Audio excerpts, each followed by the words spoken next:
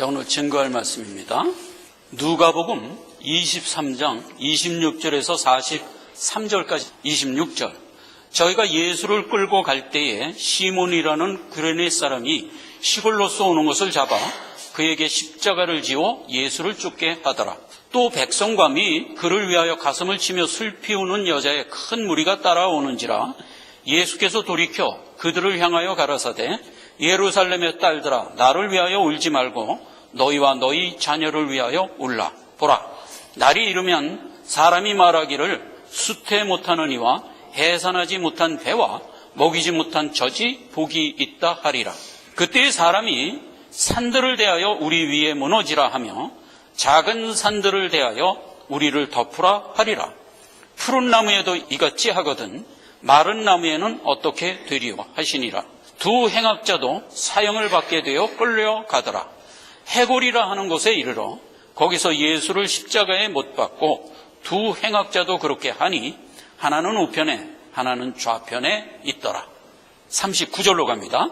달린 행악자 중 하나는 비방하여 가로되 내가 그리스도가 아니냐, 너와 우리를 구원하라. 하나는 그 사람을 꾸짖어 가로되 내가 동일한 정죄를 받고서도 하나님을 두려워 아니하느냐? 우리는 우리의 행한 일에 상당한 보응을 받는 것이 이에 당연하거니와 이 사람의 행한 것은 옳지 않은 것이 없느니라. 가로되 예수여, 당신의 나라에 임할 때에 나를 생각하소서. 43절. 예수께서 이르시되 내가 진실로 내게 이르노니 오늘 내가 나와 함께 낙원에 있으리라 하시니라. 아멘. 골고다의 길. 지금 예수님이 유다를 앞세운 군속과 군병들에게 잡혀서 그들에게 신문을 받았어요.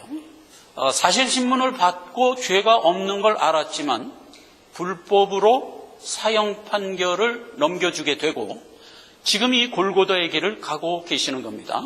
골고다의 길을 가는 이 길, 그래서 결국은 십자가에 못 박히시는 데까지의 장면은 사복음서에 공이 기록되어 있어요. 이 본문 말씀을 필두로 해서 각 복음서에는 어떻게 기록됐는가를 먼저 잠깐 살핍시다.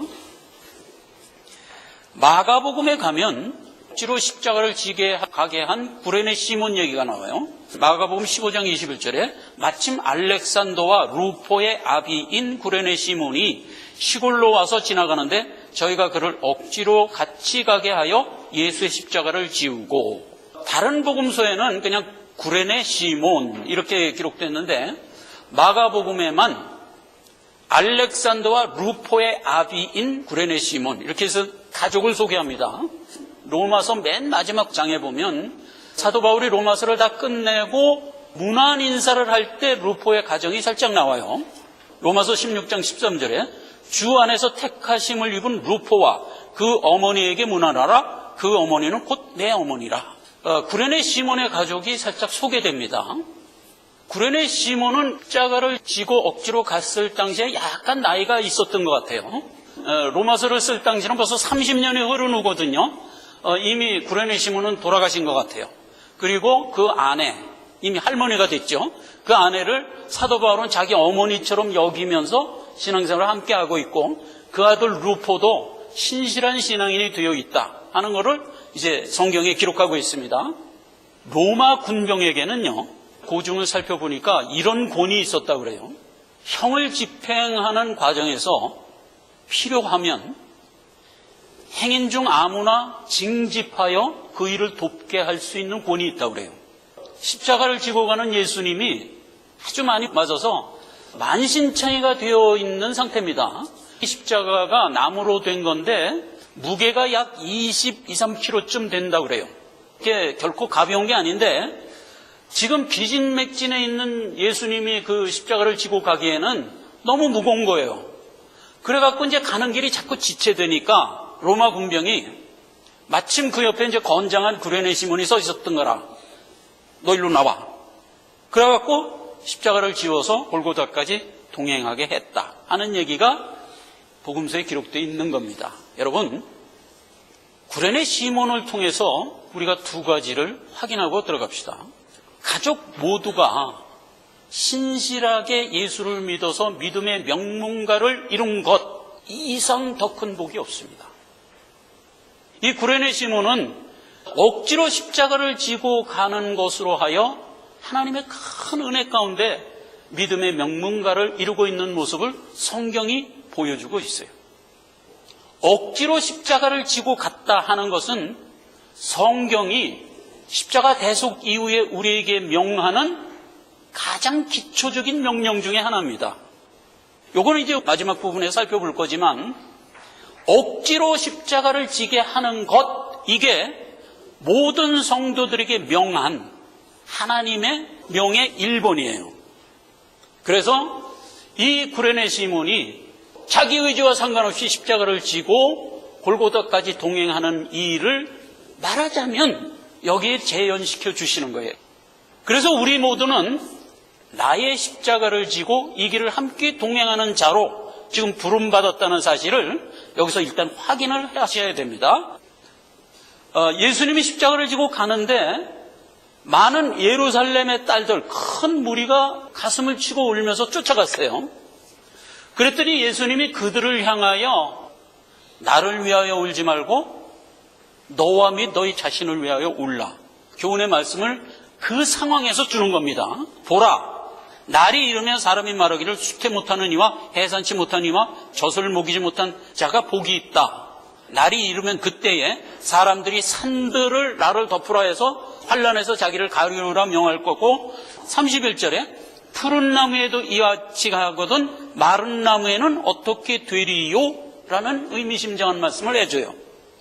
예루살렘의 딸들 그러면 뭐예요? 성경은 언제나 용어를 우리가 바르게 해야 돼요. 성도를 얘기하는 거예요. 많은 예루살렘의 딸들이 예수님을 쫓아가면서 가슴을 치며 울었어요. 유대 관습 중에는 어떤 관습이 하나 있냐면요, 자기의 겸양을 함양하는 방법으로 어떤 어려운 일이나 나쁜 일을 당한 사람에게 마음을 같이 하는 그런 모습을 보여요. 그게 이스라엘 백성들이 가지고 있는 관습적인 미덕이에요. 이건 좋은 미덕입니다. 즐거워하는 자로 즐거워하고 슬픈 자로 함께 울라. 이게 신앙인격의 아주 기본적인 모습이에요. 그래서 많은 사람들이 예수가 십자가를 지고 가는 그 고난을 보면서 함께 슬퍼해 주는 거예요. 그런 관습에서 온 여자의 무리들이었어요. 그런데 예수님은 그들에게 너희와 너희 자녀를 위하여 울라 하는 기본적인 얘기를 해줍니다. 여기서 이제 수태 못한 배와 젖을 먹여본 적이 없는 자가 복이 있다라는 말을 해주잖아요. 자, 이 얘기는 성경 전체를 우리가 통과하면서 이해를 해야 되는 게, 이스라엘 백성을 선택하여 어디까지 이르르죠? 메시아가 탄생하는 그때까지 택한 자녀들을 이끌어 가는 거예요. 이 전체적인 걸 뭐라고? 구속사. 그래서 구속사에 가장 복이 있어야 되는 게 뭐냐면 대가 끊기면 안 되는 거예요. 쭉 대를 이어서 예수 그리스도까지 가야 되는 거예요. 그래서 생산하는 것을 언제나 복이 있다고 그러는 거예요. 이거는 창세 초에 이미 선언을 하고 출발을 했죠. 아담과 하와를 만들고 하나님이 명한 게 뭐예요? 땅에 번성하라 그랬잖아요. 이 번성이 되지 않으면 안 되는 거예요. 모든 믿는 자는 이 번성이 돼야 되는 거예요. 그것은 구속사라는 전체를 놓고 봐도 이스라엘 택한 백성이 메시아 예수 그리스도까지 이어져야 돼요. 우리 개인적인 신앙도 동일하게 축소되는 거예요. 우리에게 생명을 주어 믿는 자가 되었으면 어디까지 가야 돼요? 하나님의 천성 후사의 자리, 나의 본향까지 가야 되잖아요. 그렇기 때문에 우리의 신앙생활은 끝까지 이어져야 돼요. 중간에 끊지면 안 돼요. 이 얘기를 기본적으로 여기 담아준 거예요. 그래서 생산하는 자는 복이 있는 거예요. 이스라엘의 관습으로는. 그런데 그 가정에 아이를 수태 못하면 뭐예요? 그걸 저주라고 그러는 거예요. 이스라엘 관습은 그거예요. 생산하지 못하고 끊어지면 저주예요. 자, 그런데 저주라는 말은 원래 어디에 쓰이는 말이죠? 죄인들에게 쓰는 말이에요. 그렇죠? 죄인들에게. 죄는 왜 저주라고 그래요? 천성에까지 이어지지 못하도록 태어난 자니까 저주예요. 그래서 저주의 대명사가 누구였죠? 이방인. 그런데 여기 보세요. 수태해본 적이 없고 해산해본 적이 없는 자가 복이 있다 이거예요. 이런 역설이 어디 있어요? 역설이에요. 그런데 성경을 보세요. 이방이 결국 복을 받아요. 예수 그리스도의 십자가 대속은 이방을 통하여 내 백성을 거의 대부분 세우는 것으로 구속사는 이어가요. 그리고 이스라엘은 맨 마지막에 주님 재림할 때 이렇게 얘기하는 걸 좀 용서하십시오. 간신히 구원 얻어 함께 가요. 그래서 구속사를 보면 성도의 90% 이상이 이방인 가운데서 나와요. 그래서 이건 다음 시간에 알아볼 거지만 예수님이 맨 먼저 복음을 어디 가서 준 거예요? 갈릴리. 갈릴리는 뭐의 상징? 흑암의 땅 이방의 상징. 이방에 가서 복음을 전가하는 거예요. 그리고 예수님이 부활해갖고 예수님이 제일 먼저 간 곳이 어디예요? 갈릴리. 이방에게 가는 거예요. 그래서 예수님의 구속사는 이방에 계속 역사하는 거예요. 왜? 거기에 수많은 죄인된 내 백성이 90% 이상이 있기 때문에 그들을 구원하기 위하여 구속사는 그렇게 정해져 있다 이거예요. 미가서에 봐도 그렇고 성경 전체를 꿰뚫어 봐도 예수 그리스도의 구속사의 본질은 이방 가운데 내 백성을 구원하리라 라고 예언되어 있다 이 말이에요. 그래서 아브라함에게도 그 얘기를 하고 시작한 거예요. 그게 이번 달에 읽을 갈라디아서에 자세히 기록되어 있죠. 아브라함에게 이방이 구원할 것을 미리 알려 그들로 복을 받게 하였지 않느냐, 이렇게 갈라디아서에도 기록되어 있잖아요. 그 얘기예요. 그래서 예수님이 지금 이 십자가를 짐으로써 너희에게 임할 생명력이 어디로 갈 거라? 젖을 먹여본 적이 없는, 해산한 적이 없는 저주받은 이방에 가게 될 것이다 이거예요. 그때에 너희는 어떻게 한다? 고난 가운데 임하게 될 것이다 이거예요. 그걸 위하여 울라 이 말이에요. 이스라엘 백성에게 특히 주는 말씀이에요. 자, 이거는 그 당시에 이스라엘 백성에게 주는 얘기지만 사실은 우리가 선별하여 경건한 마음으로 받아야 될 교훈이죠. 자, 그런 얘기들을 우리가 좀 잘 정돈해서 보려고 그러는 겁니다. 마고복음에는 이 행악자들이 예수님을 희롱하고 조롱한 얘기가 자세히 기록되어 있어요. 군병이 한 일입니다. 군병. 희롱을 했어요. 그리고 유대인의 왕이라는 죄패를 만들어서 씌웠고, 그 다음에 갈대를 손에 들려줬고, 가시면류관을 씌워줬어요. 쓸개를 먹였고, 옷을 제비 뽑았고, 기본적으로 군병은 칙칙질했어요. 그런데 군병이 이 일을 왜 했죠? 종교적 관점에서 이 일을 한 게 아니에요. 순전히 재미삼아. 로마 군병은 재미삼아 이 일을 한 거예요. 예수 그리스도를 대적하는 세상의 죄 중에 하나는 아무 의미 없이 재미삼아 대적해요. 그 다음에 행인이 모욕하며 머리를 흔들었어요. 십자가에 있는 예수를 보고 머리를 흔들었어요. 여러분, 사람을 면전해주고 가장 모욕하는 모욕적 행위가 뭔지 아세요? 머리 흔드는 거예요. 여러분 당해보셨어요? 누군가 나를 보고 이러고 가는 거 당해보셨어요? 3일 밤 잠 못 자요. 그래서 성도들은 누구를 향하여 머리 흔드는 일을 절대로 하지 마세요. 이 행인들이 그 짓 한 거예요. 그 다음에 관원은 누구예요? 대제사장 무리죠. 적극적으로 대적을 해요. 구속사를. 그런데 이 한 얘기를 보세요. 지금 십자가에 달려있는 예수를 조롱합니다. 네가 메시아라며, 네가 정말 메시아면 한번 십자가에서 내려와 보지 그러냐? 요렇게 조롱해요. 내려오면 내가 믿을게. 요런 조롱을 하는 거예요. 요게 종교적 관점에서 하는 가장 극명한 죄악이에요. 아까 군병이 한 조롱은 단순히 재미삼아. 그런데 관원은 아니에요. 내용을 알고 적극적으로 조롱을 하는 거예요. 그 다음에 마지막 행악자예요. 십자가상의 강도라고 돼 있죠. 행악자. 그 행악자가 네가 메시아라면 너도 구원하고 나도 좀 구원해보지 그러니 그러면서 죽었어요. 물론 이제 그 중에 하나는 회개를 했지만 이렇게 군병과 행인, 관원, 행악자가 예수를 조롱했어요. 나중에 알아볼 거지만 이 군병 중에서 백부장이 구원을 얻어요. 행인 중에서 구레네 시몬이 구원 얻는 장면 여기 나오죠. 그 다음에 산헤드린 회원 관원 중에서 아리마대 요셉이 구원 얻는 장면이 나와요. 아리마대 요셉은 예수를 십자가에 못 박혀 죽는 것을 결정할 때 가표를 던지지 않은 자더라. 이렇게 성경에 기록되어 있어요. 그 다음에 행악자 중에 한편 강도가 구원을 얻지요. 이런 식으로 예수 그리스도의 십자가 대속은 우리에게 생명을 주시는데 아무리 죄악 가운데 있더라도 그가 만약 택한 자라면 이런 식으로 구원을 얻고야만 하는 거예요. 그 다음에 요한복음에 가면 19장 이하에 빌라도가 어깃장을 부리는 장면이 살짝 나와요. 19절. 빌라도가 패를 써서 십자가에 붙이지 나사렛 예수 유대인의 왕이라 기록되었더라. 예수의 못 박히신 곳이 성에 가까운 거로 많은 유대인이 이 패를 읽는데 히브리어와 로마어와 헬라말로 기록되었더라. 패를 붙였어요. 유대인의 왕 이렇게 썼어요. 히브리어, 로마어, 헬라어 세 단어로 써서 붙이고 골고다로 끌고 간 거예요.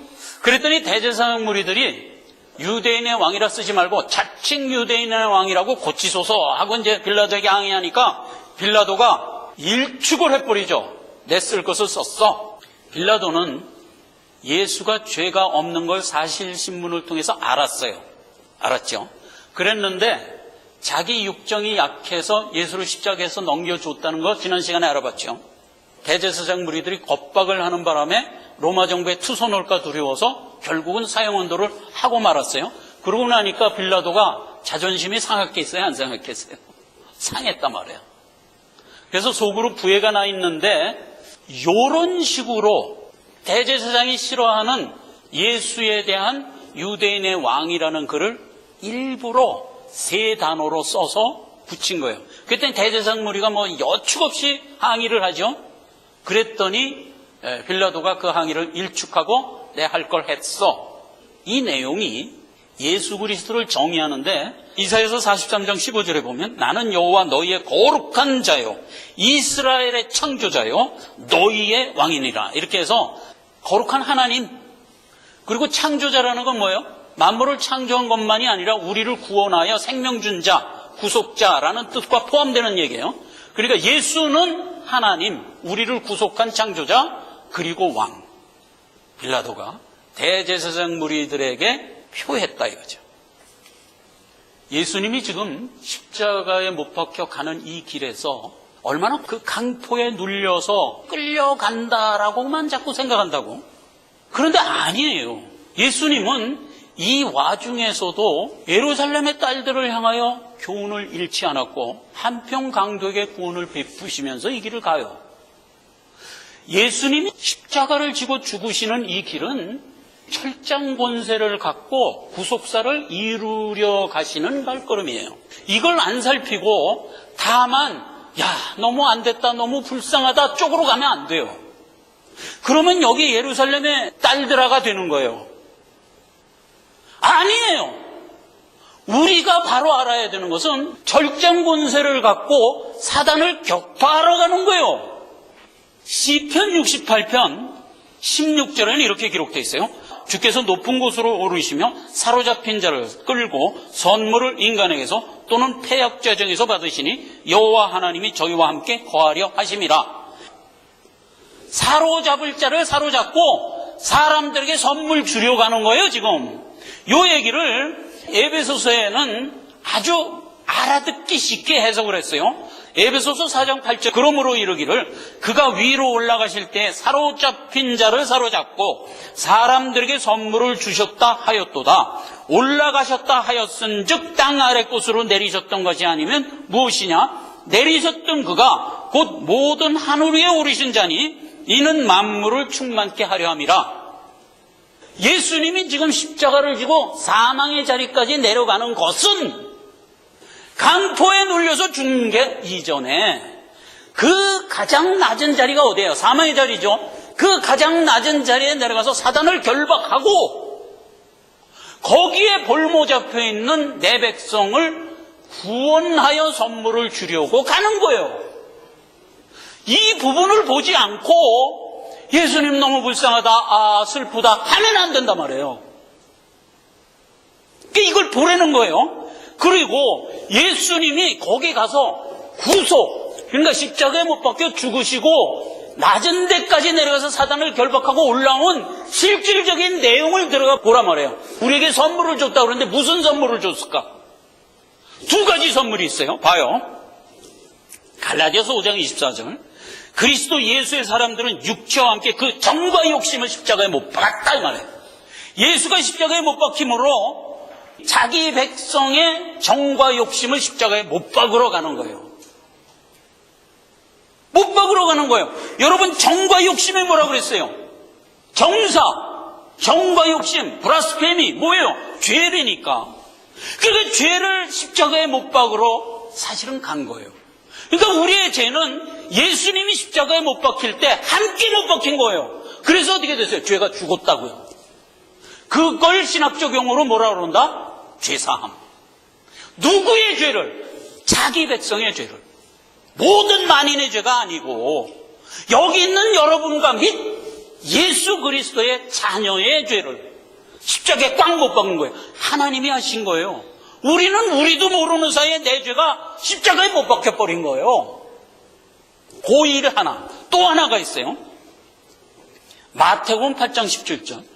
이는 선지자 이사야로 하신 말씀에 우리의 연약한 것을 친히 담당하시고 병을 짊어지셨다 함을 이루려 합니다. 그러니까 예수님이 십자가에 못 박힌 것으로 두 가지 선물이 우리에게 줘요. 하나는 죄사함, 또 하나는 연약을 담당했단 말이에요. 이 두 개를 모든 성도가 선물로 받은 거예요. 선물로 받은 거예요. 그래서 이 부분에 대해서 좀 자세히 살펴보려고 하는 겁니다. 그리고 이렇게 십자가를 못 박혀 죽으시는 이 모습을 이렇게 역사적으로 남긴 이유가 또 하나 있어요. 뭐냐 하면 아까 구레네 시몬처럼 내가 십자가를 지고 낮은 데까지 내려가서 구속사를 이루었지? 이걸 우리에게 되묻는 거예요. 그랬지? 그러므로 너희도 너희 십자가를 지고 나를 따르라 이렇게 명하는 거예요. 이 두 가지 명이에요. 그러니까 예수님이 십자가에 못 박혀 죽은 것으로 죄가 사함받고 우리의 연약이 담당되고 그리고 우리에게 다시 명령하는 겁니다. 너희도 너희 십자가를 지고 나를 따르라. 그럼 보세요. 예수님이 진 십자가는 뭐였죠? 대속. 그럼 우리가 진 십자가는 뭐예요? 그것도 대속일까? 아니에요. 우리가 질 십자가는 대속이 아니에요. 하나님의 후사로 완성되기 위한 성화의 길, 이 내용이라고요. 그래서 예수님이 십자가에 못 박혀 죽는 것으로 우리를 일단 살리고 우리로 하여금 정금같이 자라게 하려고 예수님이 십자가에 못 박혔다. 이 둘을 분명히 하셔야 돼요. 첫째 대속, 두 번째 정금같이 자라게 하려고란 말이에요. 보잖아요. 죄를 대속하였다는 얘기는 귀에 못이 박히도록 듣다 보니까 많이 알아요. 내 죄가 죄값을 치러서 이제 없어졌지 하는 것까지는 많이 알아요. 그런데 아까 뭐라고 그랬어요? 선물 중에 연약을 담당했다고 그랬죠? 근데 연약을 담당했다는 부분에 대해서는 우리가 100% 동의하기가 참 어려워요. 안 그러세요, 여러분? 연약을 담당했다는 것은 우리의 병을 짊어지셨다는 얘기고 모든 약한 걸 담당했어요. 그러면 예수 믿는 자는 감기 걸리면 돼요, 안 돼요? 원래 이 말대로 하면 안 돼요. 병 걸리면 안 되잖아요. 모든 연약 가운데 있으면 안 되잖아요. 그런데 어때요, 실지가? 우린 연약 가운데 있잖아요. 그럼 이 부분에 대하여 우리가 분명히 정돈이 안 되면 안 돼요. 그러면 성경은 지금 개념적인 얘기를 한 걸까? 아니에요. 성경은 실질적인 얘기를 하고 있는 거예요. 지금 여기 마태복음 8장 17절에 이는 선지자 이사야로 하신 말씀에 모든 연약한 걸 담당했다 함을 이루려 하심이라 이렇게 얘기했어요. 그럼 이사야가 뭐라고 얘기했나? 53장 4절이야. 그는 실로 우리의 질고를 지고 우리의 슬픔을 당하였거늘 우리는 생각하기를 그는 징벌을 받아서 하나님께 맞으며 고난을 당한다 하였노라. 그가 찔림은 우리의 허물을 인하며 그가 상함은 우리의 죄악을 인함이라. 그가 징계를 받음으로 우리가 평화를 누리고 그가 채찍에 맞음으로 우리가 나음을 입었도다. 6절 우리는 다 양 같아서 그릇 행하여 작기 제 길로 갔거늘 여호와께서는 우리 무리의 죄악을 그에게 담당시키셨도다. 이렇게 선언이 되어 있는 거예요. 자, 그럼 보세요. 그가 찔렸어요. 예수님이 십자가 못 박혀 죽으실 때 찔렸고 상했고 징계받아 채찍 맞았고 이런 일들을 했어요. 왜 했다? 우리의 연약을 담당하려 그걸 했대요. 그래서 그가 찔림으로 우리의 허물이 없어졌고 그가 상함으로 우리의 죄악이 사라졌고 그가 징계를 받음으로 우리가 평안 가운데 있게 됐고 그가 채찍 맞음으로 우리 병이 다 나았어요. 이게 실제로 우리가 받은 선물 중에 하나예요. 그런데 이게 우리가 지금 살아가고 있는 지금 이 현재 100% 되고 있지 않아요. 그래서 우리가 헷갈리면 안 돼요. 그러니까 이제 하나님이 그냥 관례적으로 이렇게 말씀하시는가 보다 정도로 알고 그냥 설렁설렁 넘어가면 안 된단 말이에요. 분명히 알고 넘어가야지. 알고. 분명히 하나님은 우리의 연약을 담당했다고 했는데 결론부터 얘기하면 그렇게 될 거예요. 언제 되냐? 예수님 재림할 때 돼요. 그거는 예수님 재림할 때 크게 보지 말고 내 수한이 마감될 때 돼요. 그래서 예수님이 재림하는 구속사에 마감되는 그날 우리는 부활성체를 입을 거예요.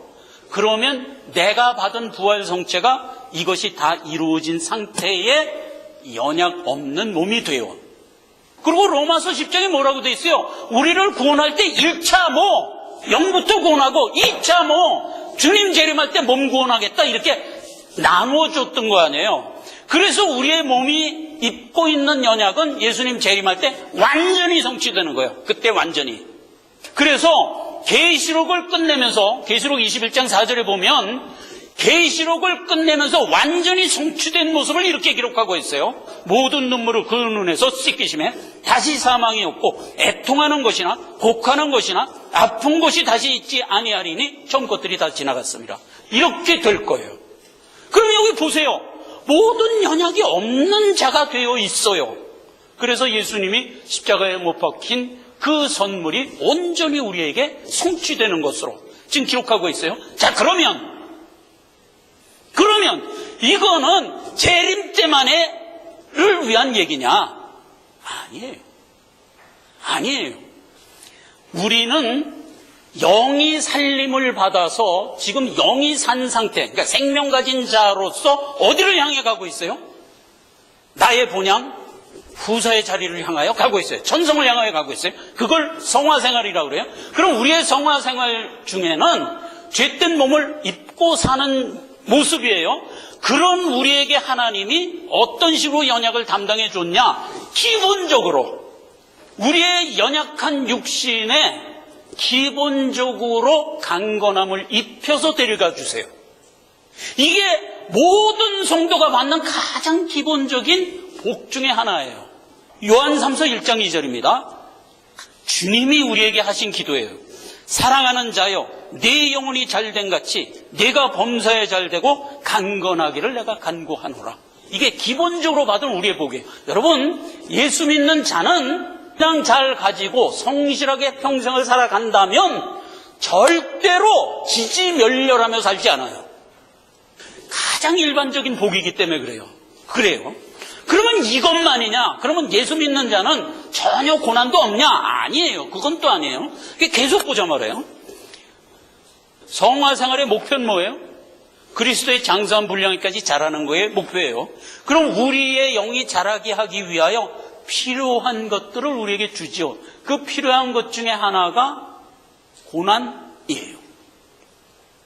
디모데후서 3장 12절에는 무릇 그리스도 예수 안에서 경건하게 살고자 하는 자는 고난을 받으리라 그랬어요. 이것도 우리가 오해하면 안 돼요. 여러분 보세요. 신앙 좋게 살아갔더니 삶의 여정 가운데 고난이 팅 하고 나한테 오는 거야. 생각지도 않던 고난이 등하고 오는 거야. 이렇게 생각하면 안 돼요. 아니에요. 그런 법은 없어요. 나는 전혀 생각지도 않고 기대도 안 한 고난이 틈 와갖고 나를 괴롭히는 거야. 이런 거는 없는 거예요. 무릇 경건하게 살고자 하는 자는 핍박을 받으리라 하는 얘기는 내 스스로 자초하며 가니라 라는 뜻이에요. 자초하여 고난을 받는다고? 그래요. 만약 내가 바른 신앙을 가졌다면 고난을 자초해요. 다시 봐요. 무릇 그리스도 예수 안에서 경건하게 살고자 하는 자는 고난을 자초하게 되느니라 이 말이에요. 그러니까 우리가 받는 고난은 내 스스로 택하는 거예요. 택하는 거예요. 그래서 예를 들면 이런 거예요. 마태복음 10장에 보면 예수님이 우리에게 교훈할 때 가족사에 대한 교훈을 이렇게 했어요. 내가 세상에 화평을 주러 온 게 아니다. 내가 너에게 화평을 주러 온 게 아니다 이 말이에요. 네가 가정에서 살아갈 때 화평보다는 분쟁이 있게 하려 함이라. 이렇게 얘기하면서 이런 얘기를 해요. 복음을 위하여 집이나 형제나 전토를 벌인 자에는 금세 이것보다 100배를 더 받되 핍박을 경험하고 내세 영생을 얻지 못함이 없으리라. 그래요. 그러니까 가정 가운데서 신앙 갖고 살아가는 자는 무엇에 직면하게 되냐면 불신 가족과의 신앙적 갈등에 직면하게 돼요. 내 형제, 내 자녀, 혹은 내 며느리, 내 아들, 아니면 더 높게 내 어머니, 내 아버지 등이 나는 믿는데 안 믿어. 그들의 불신앙과 나의 신앙이 충돌하게 돼 있어요. 그러면 그때 내가 신앙을 경건하게 지키고자 했을 때 무엇이 올까? 분란이 오지. 환난과 분란은 내가 신앙을 지키려고 함으로써 오는 거예요. 만약 그 분란이 싫어서 내가 입을 딱 다물어 버리면 어떻게 될까? 불신 가족 앞에서 입을 딱 다물어 버리면 어떻게 될까? 환난 안 와요. 그러니까 무릇 경건하게 살고자 하면 환난이 오게 돼 있어요. 자, 이 얘기는 사도 바울이 자기 고백을 했어요. 그가 막 복음을 전도했어요. 그런데 복음 전달 그 당시에 가장 화두가 됐던 게 뭐냐면 예수 그리스도를 믿음으로 말미암아 구원 얻는 거야. 이게 화두야. 그건 뭐 지금도 화두지. 그런데 그 당시에는 많은 사람들이 어떻게 잘못 알고 있었냐? 율법을 지키면 구원 얻어 이렇게 알고 있었어요. 할례를 받아야 구원 얻어 이렇게 알고 있었어요. 그러니까 사도 바울이 그걸 아니야 하고 다녔어요. 아니야 하고 다녔어요. 그랬더니 할례당이 사도 바울을 어떻게 했어요? 한없이 핍박을 했어요. 그러니까 사도 바울이 나중에 이렇게 고백을 하는 거예요. 갈라디아서 5장 11절. 할례를 만약 그때 내가 용납했으면 내가 이놈아 고난을 받았겠냐 이렇게 얘기하잖아요. 안 받았지. 편안하게 살았지. 베드로처럼 살았지. 그리고 베드로를 책망하잖아요. 베드로가 불신자하고 함께 밥을 먹다가 할례당이 오니까 아이고 저것들 와서 또 분란이 이렇게 해갔구나. 어서 도망가자 그러고 밥 먹던 자리에서 떠나 가버렸죠. 그걸 사도 바울이 지적한 거예요. 너 그거 두렵다고, 그 환난 싫다고, 불신자들과 함께 밥 먹는 거 그걸 거부하냐? 그럼 네가 하나님의 뜻을 거부하는 거냐? 고난을 받더라도 그걸 해야지. 네가 그러니까 이놈아 바나바도 너 따라서 나갔잖아 이러고 핀잔을 했잖아요. 모든 성도들은 이 환난과 고난을 내가 경건하게 살아가는 것으로 스스로 자초하는 거예요. 이 환난이 싫다고 신앙을 접지 마세요. 접으면 안 돼요. 그 분란은 나에게 영광이에요. 감수하시라고요. 감수하는 그 과정에서 내 신앙이 정금같이 자란다 이 말이에요. 하나님은 우리에게 평강한 가운데 형통하게 살아가기를 기본적으로 원하나, 그러나 네가 신앙을 제대로 지키며 살아가는 과정에서 네 스스로 환난을 자초하게 될 건데 그 환난을 기쁘게 감수하라 이렇게 명하는 거예요. 그게 뭐예요? 내 십자가를 지고 나를 따르라는 얘기예요. 아까 예수님의 십자가는 목적이 뭐였죠? 대속. 우리의 십자가는 뭐예요? 대속이 아니에요. 대속이라고 그러면 이단이에요. 우리의 십자가는 신앙을 제대로 지키며 살아갈 때 오는 국면을 감수하고자 하는 것, 이게 내 십자가예요. 이렇게 연약이라는 부분에 대해서 우리가 상당 부분 이해를 했어요. 마지막으로 하나를 더 봅시다. 신앙인이 분명히 구원을 받았는데 신앙을 옆에다 딱 내려놓고 불신자처럼 살아가는 사람이 있을까 없을까? 있어요. 오늘 비근한 예로 십자가상의 강도, 행악자가 바로 그런 사람이에요. 분명히 택했어요. 택했는데 평생 살아간 건 무슨 삶을 살았다? 행악자로 살았어요. 그랬더니 세상법에 걸려갖고 사형받아서 죽었어. 우리한테 명하는 거예요. 그런 일 당하지 말라. 자,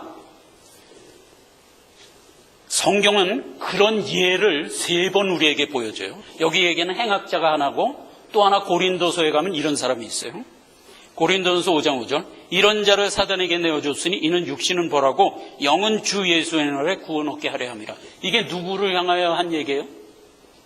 아버지의 아내를 내 아내 삼아 행음하며 살아가는 성도를 향하여 사도 바울이 어서 음행에서 빠져나와라. 만약 안 빠져나오면 이렇게 된다 하고 한 얘기예요. 계속 음행 가운데 살아가면 어떻게 된다? 사단에게 내어줘서 그 육신은 죽게 하고 영은 이미 구원을 얻은 거니까 그냥 영만 살리는 것으로 천국으로 데려갈 거야 라고 얘기한 거예요. 믿었는데 행음을 버리지 못하고 살아가면 이렇게 돼요. 예수를 분명히 믿었는데 행악질을 하면서 평생을 살면 십자가상의 강도처럼 이렇게 돼요. 또 하나 있어요. 예수 그리스도의 은혜를 회방하면 이렇게 돼요. 고린도전서 11장 30절, 이러므로 너희 중에 약한 자와 병든 자가 많고 잠자는 자도 많도다. 이 얘기를 무슨 말 끝에 했어요? 예수 그리스도의 십자가 대속을 경홀히 여기면 이렇게 된다 이거예요. 성례에다 담아줬었죠. 떡을 먹는 것으로 예수 그리스도가 몸찢어 죽은 것, 그 다음에 피를 마심으로써 예수 그리스도가 우리를 구원하신 언약의 피, 너희는 평생 이걸 행하며 주님 오실 때까지 살아라 라고 명했던 거 아니에요? 그런데 그걸 경홀히 여기면 어떻게 돼요? 예수 그리스도의 십자가 대속을 경홀히 여기는 거잖아요. 그렇게 살면 이렇게 된다는 얘기예요. 자, 그러면 오늘 본문 말씀 다시 한번 봅시다. 31절, 푸른 나무에도 이같이 하거든 마른 나무에는 어떻게 되리요? 라는 말의 비밀이 이거예요. 성경에서 푸르다 하는 게 뭐라 그랬죠? 하나님의 말씀이에요. 언제든지 중요한 원리는 창세초에 다 줬어요. 모든 푸른 식물을 생명 있는 것들의 식물로 주노라 그랬잖아요. 그래요. 그래서 푸른 것은 하나님의 말씀을 상징하는 말이에요.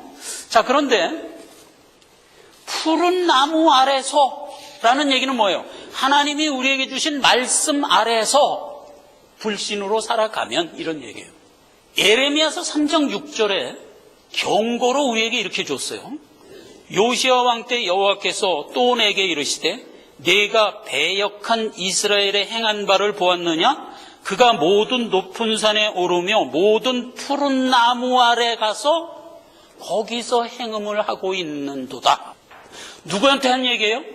택한 이스라엘 백성에게 한 소리예요. 택한 이스라엘 백성아, 너희가 어찌하여 푸른 나무 아래에 가서 행음을 하느냐? 즉 예수 그리스도의 대속의 은혜를 브라스페미 하느냐 이 말이에요. 그러면 어떻게 된다? 하나님이 병들게도 할 수 있다. 왜? 회개를 하게 하려고. 근데 끝내 회개를 안 하면 어떻게 된다? 주 예수의 날에 그때 회개를 하는 거예요. 그러면 그때가 언제예요? 죽는 때예요. 겨우 죽는 때에 가서 회개하여 영만 구원을 얻는 거예요. 이런 안타까운 일 당하지 말라 이거예요. 이게 연약과 관련해서 우리가 꼭 기억해야 될 거예요. 여기 3가지가 나왔어요. 음행자, 회방자, 브라스페미, 그리고 마지막 행악자. 이 행악자는 마태 마가에는 강도라고 번역이 됐는데 원래 원어로 들어가 보면 무슨 얘기냐면 레지테스라는 말이에요. 레지테스는 영어에 뭐죠? 레지스턴스. 뭐예요? 저항자 이런 뜻이에요. 혈과 육의 방법으로 예수 믿으면 안 돼요. 이게 행악자예요. 레지스탄스로 살면 안 돼요. 옛날에 레지스탄스로 살아가지고 망한 자가 누구죠? 유다 지파의 마카비. 그가 셀루코스 왕조에 대항을 해서 독립운동을 했죠. 그런데 어떻게 됐어요? 독립을 쟁취했어요. 근데 그게 자기네들의 저항에 의해 쟁취한 거예요. 성경을 읽어서 알잖아요. 그렇게 해서 쟁취한 게 아니잖아요. 로마라는 하나님이 세운 공권력에 의해서 멸망한 거잖아요. 그렇게 해서 쟁취한 독립을 자기가 쟁취한 것으로 알고 나가 살다가 어떻게 됐어요? 사두개파가 돼갖고 불신자로 돼서 지옥으로 간 거잖아요. 그 얘기는 다니엘서 11장 14절에 기록되어 있어요. 너희 백성 중에서 레지스탄스 한 자가 일어나 강포를 행하다가 결국은 멸망하리라 이랬잖아요. 그렇죠. 그렇게 살면 안 돼요. 모든 크리스찬은 세상의 악을 물리적으로 대항하면서 살면 안 돼요. 그게 여기서 얘기하는 레지스탄스예요. 혈과 육으로 싸우지 말란 말이에요. 우리는 우리의 싸움이 영적인 것에 있고 영적인 싸움의 이유는 나를 지키기 위함이에요. 누구를 보호하기 위함이 아니고. 그러니까 자꾸 운동권자들은 누구를 보호하겠다는 거야 자꾸. 그러면 바라바가 바로 이 행악자예요. 행악자가 레지스탄스로 독립운동을 하다가 결국은 로마 법의 사형언도를 받아서 지금 죽고 있잖아요. 그러니까 하나는 그렇게 죽고 하나는 택했기 때문에 간신히 그 영이 구원받는 모습이잖아요. 이 얼마나 안타까운 모습이냐 이거예요. 여러분, 레지스탄스를 생각하면서 상식적인 얘기 하나를 하며 이 시간을 마치겠어요.